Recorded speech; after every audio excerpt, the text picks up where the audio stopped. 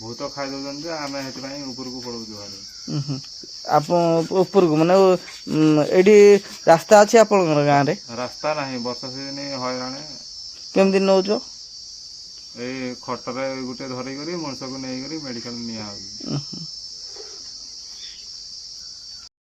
Friend नमस्कार नूतन blog को स्वागत। आज एमती गाँव में पहुँची जाइजु भूत भय थिबा गाँ एवं भूत भय गाँ छाड़ुंट एठिका बासिंदा एमती एक गाँव में पहुँची जाइजु भयभीत अवस्था रोचंती एबे जे 3-4 घर रहिले अन्य घर गुड़ा गाँ छाड़ी चली गले आ देखु केते भय भितर रोचंती। आसतु आज ब्लॉग रे जानिबा पूरा एमती ब्लॉग मु केबे जानी नथली भूत भय गाँ छाड़ुंट रास्ता ये भाया कच्चा रास्ता रे प्रत्येक दिन यातायात करेंगे और तांकर सब कार्य करुँच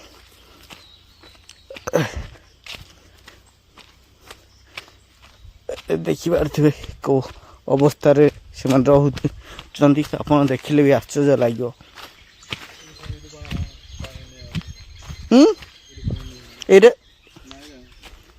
ये कौन ये कादु पानी ये पानी पीउज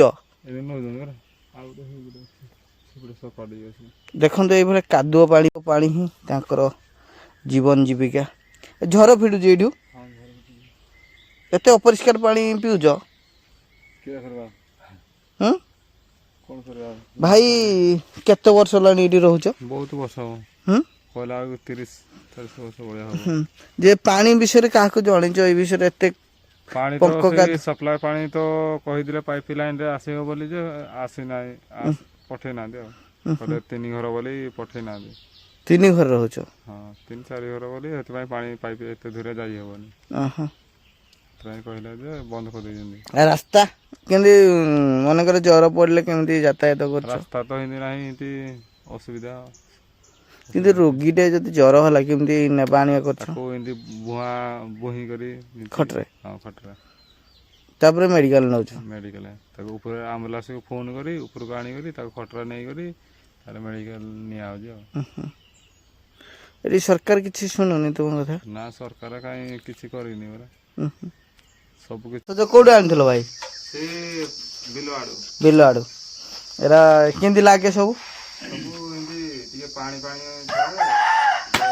खाया को मजा लगे मजा लगे आपण एटा खाई के बंचु जंदी हां खाई के बंचु जो आपण गाँ रे केते घर रहउछ भाई एई तो 4 घर 4 घर थिले ता गुटे घर उठी जाय जंदी ऊपर को ना 3 घर असन भाई एडी आगु केते घर रहउछ केते वर्ष ल रहउछ रे हबो 30-40 वर्ष हबो आगु एडी बहुत लोक रहउथिले बोले मनुष्य रहउथिले से कि भूत खाइले बोले काठी रे खाइबो चाम काठी न चामच ना छोटा चामच प्लास्टिक चामच काठी दरकार एरा खाउछ ना भूख मरी जाउची खाइले भूख लागुनी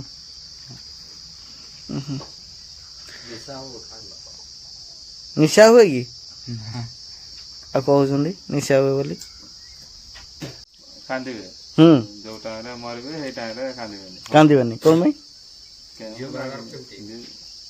हसी हसी विदाय देबे ना कोन हसी आमा जदी नॉर्मल लोग जदी कांदंदी सेबा कांदंदी नै हसी देबे तुम हिंदू ना कोन हिंदू कौन कास्ट नले हसी हसी विदाय देवे से जो कास्ट ना कौन धर्म जो क्रिश्चियन धर्म कौन कौन आ करंदी मो एते कथा मो तो क्रिश्चियन धर्म रे मिसिले शंखा सिंदूर लगेबे ना लगेबे नि छाने पिंधन देंदी अति कम रे बेसी नाही नारक पचारू पो आंबो कोड पाई गलो आंबो जो हाई स्कूल पढ़ला बोले छुआरा जाउना अलगा गाँ रे मामू घर को बाटो भी ठीक नहीं बोले पाठ पढ़न बाटो ठीक नहीं जे ताबरे छुआ ही बड़ छुआ नहीं ना तांको सहित जीवा पई पड़ियो ଜଙ୍ଗଲ ଜାଗା ଏକୁଟିଆ ଯିବାଟା 2 କି 1.5 କିଲୋମିଟର ହବ ନା ସେଠି। ରାସ୍ତାରେ ଯୋଉ ହାତୀ ଭୟ କି କଣ ଅଛି କି? ହାତୀ ସେ ନଟି ହେଇଛି ନା କାନ୍ଥ କାନ୍ଥରେ, ହୁଁ ହୁଁ। ଜଙ୍ଗଲଟା ତ ଜଙ୍ଗଲ ଚାରିଆଡେ। ହୁଁ। ହାତୀ ଆସନ୍ତି ନା ନାଇଁ? ଏଇଠି ଆସନ୍ତି, ଏବେ ଆସୁନାହାନ୍ତି, ଆଗ ଆସୁଥିଲେ। ଭେଟା ଭେଟି କେବେ ସାମ୍ନାସାମ୍ନି ହେଇ ହଁ ହାତୀ ହେଇଥିବ ହେଇନି, ଏଇ ଘର ଏଇଟା ନାହିଁ, ଆଉ ସେ ବାହାରେ ହୁଁ ହୁଁ ଧାନ ଜଗିଲା ଧାନ ଟାଇମରେ ହୁଁ ହୁଁ। ସେଥିପାଇଁ ଛୁଆକୁ ଏଠିକା ପାଠ ପଢ଼ଉନ? ନାହିଁ, ବାହାରେ ହଷ୍ଟେଲରେ, ହୁଁ ନହେଲେ ତ ଆଶ୍ରମ। ହୁଁ ହୁଁ। ପାଖରେ ବି ସ୍କୁଲ ନାହିଁ। ବହୁତ ବାଟ ପଢୁଛ ତାର। ଆଉ ଏଇଟା କଣ କର ଭାଇ? ଏଇଟା ଏଇଟା ସେ ଯୋଉ ହାଣ୍ଡିଆ ଚଲାନ୍ତି, ହାଣ୍ଡି ଚଲା। ଏଇଟା କେତେ ଟଙ୍କା ପଡ଼େ? ଏଇଟା ସେ 100 ଟଙ୍କା। 100 ଟଙ୍କା। ହୁଁ ହୁଁ। ଏଇଟା ତ ଆମେ ଖାଇଲୁ। ଏଇଟା ଆମ ପିଲାଟା ଏପର୍ଯ୍ୟନ୍ତ ଖାଇସାରିନି। ତାଳ ଯାଉ ଗୋଟେ ଗାଁକୁ ଆସିଥିଲୁ ପାଇଲୁ। କେମିତି ଲାଗୁଛି ଭାଇ ଟିକେ କହିଲ? କୁହ କେମିତି ଲାଗୁଛି? ବାହାଘର ଯୋଉ ପାସ୍ତା ଦିଅନ୍ତି ଯୋଉ କ୍ଷୀରି, ହଁ ତାଠୁ ଅଧିକ ମିଠାଟା ଛାଡି ହଉନି। ଛାଡୁନି ପାଟିରୁ? ଭୂତ ବାହାରିଛି? କୋଉବେଳେ ଜ୍ୱର ହବ? କୁଆଡେ ଯାଇଥିଲ ଯେ ଏମିତି ଜ୍ୱର ହେଇଥିଲା? କୋଉ ପଟେ ଯାଇଥିଲ?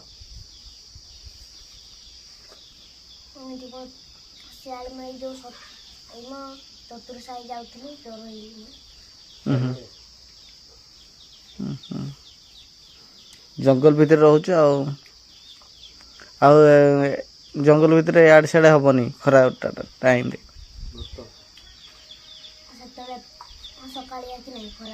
ହୁଁ ହୁଁ ହୁଁ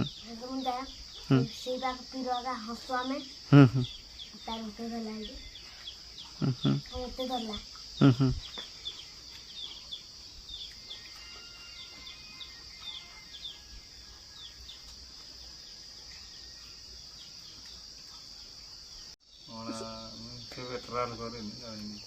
ହଁ ଗୋଟେ ଡେକ୍ଚିରେ ସେ ପାଣି ଆଣିବ, ଗୁଳିଆ ପାଣିଟା ଯେଉଁଟା ପିଉଛ, ଏତେ ଗୁଳିଆ ପାଣି ପିଉଛ ଜ୍ୱର ଫର ହବ ସବୁ ହବ ନା। ତୁମେ ସେଠି ଗୋଟେ କାମ କରି ଗୋଟେ ଅଁଳା ଡାଳଟେ ପକେଇଦେବ, ପତ୍ର ନୁହେଁ ପତ୍ର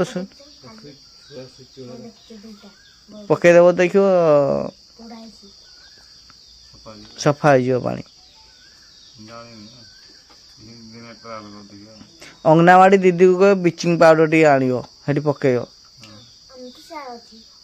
ବ୍ଲିଚିଂ ପାଉଡ଼ର ଆଣିଥିଲି ମଝିରେ, ଆଣିଥିଲି ଯେ ସେ କାମ ଆଳୁ ଆଣିଥିଲି, ରଖିଦେଲି, ପକଉଥିଲି, ପାଣିଟା ପରିଷ୍କାର ହଉଛି।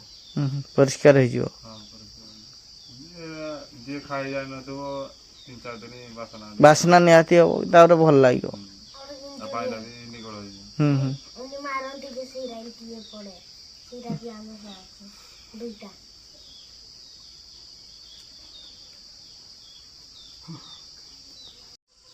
ଦୁଇଟା ସମସ୍ୟା, ପାଣି ଆଉ ରାସ୍ତା ନାହିଁ।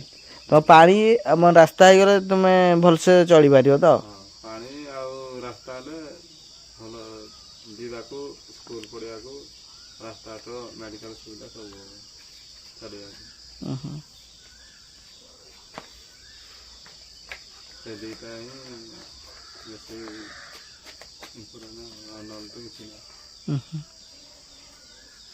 ଘର ଥିଲା ଏଇଠି ଘର ଥିଲା, ଦେଖନ୍ତୁ।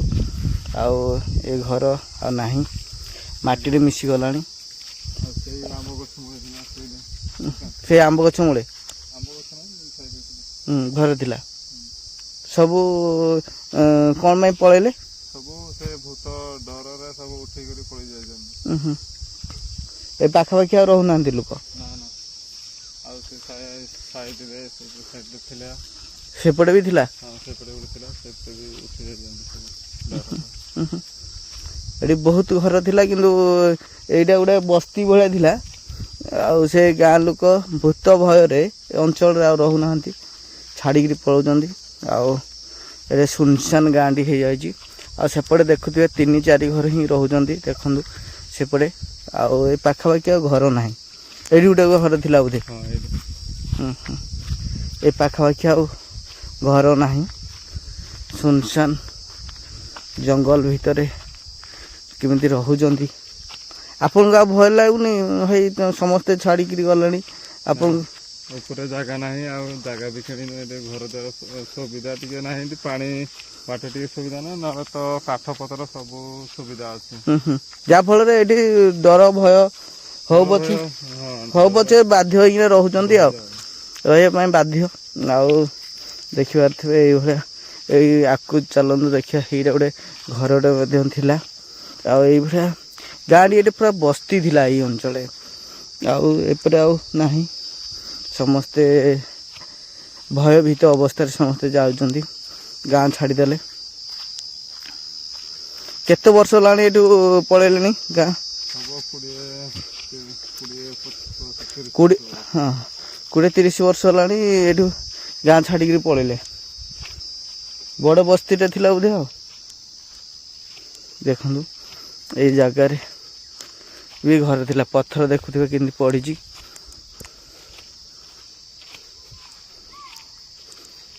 ଦେଖନ୍ତୁ ଏଇ ଜାଗାରେ ଘର ମଧ୍ୟ ଥିଲା, ପଥର ଘର ଛାଡ଼ିକିରି ଭୂତ ଭୟରେ ପଳେଇଛନ୍ତି। ଏଇଠି ଗୋଟେ ଘର ଥିଲା ନା, ପଥର ଘର ହେଇଥିଲା ବୋଧେ। ଦେଖନ୍ତୁ ଏଠି ବି ଘର ଆଉ ନାହିଁ। ଏଇଟା ସବୁ ଏ ଅଞ୍ଚଳ ପୁରା ବସ୍ତି ଥିଲା, ଆସ୍ତେ ଆସ୍ତେ ଲୋପ ପାଇଗଲାଣି। ଆଉ ଏବେ କେତେ ଘର ରହୁଛ? 4 ଘର ଜମା ରହୁଛନ୍ତି। ଦେଖିବା ଘର ଏ 4 ଘର ହିଁ ରହୁଛନ୍ତି। ଆସ୍ତେ ଆସ୍ତେ ବୋଧେ ଗାଁଟି ଲୋପ ପାଇବ କି କ'ଣ ଆମେ ବି ଜାଣିନୁ, କିନ୍ତୁ ଆସ୍ତେ ଆସ୍ତେ ଭୟଭୀତ ଅବସ୍ଥାରେ ଚାଲି ଯାଉଛନ୍ତି।